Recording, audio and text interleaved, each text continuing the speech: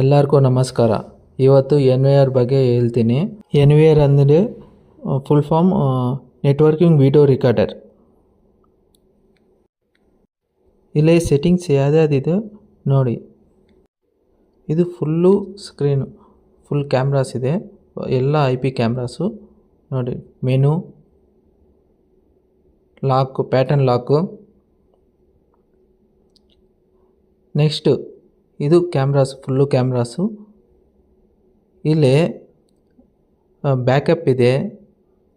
Next ಕಾನ್ಫಿಗರೇಷನ್ಸಲ್ಲೂ ಯಾವ್ಯಾವುದಿದು settings ನೋಡಿ. ಜನರಲ್ ಸೆಟ್ಟಿಂಗ್ಸಿಂದ ಟೈಮು, ಡೇಟು ಚೇಂಜ್ ಮಾಡಬೇಕು.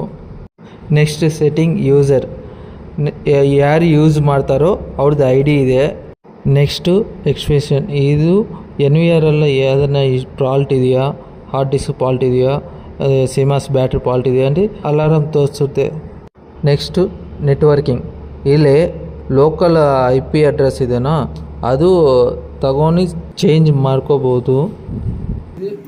ಕನೆಕ್ಟ್, ಇದು ಮೊಬೈಲ್ ಆ್ಯಕ್ಸೆಸ್ಸು, ಇದು ಮೇಯ್ಲು, ಇದು ಕ್ಯಾಮ್ರಾಸು, IP ಕ್ಯಾಮ್ರಾಸು ಯಾವ್ಯಾವುದಿದೋ ಅದೆಲ್ಲ ಕ್ಯಾಮ್ರಾಸು ಆ್ಯಡ್ ಮಾಡಿ IP ಅಡ್ರೆಸ್ ಪಾಸ್ವರ್ಡು ಸೆಟ್ ಮಾಡಬೇಕು.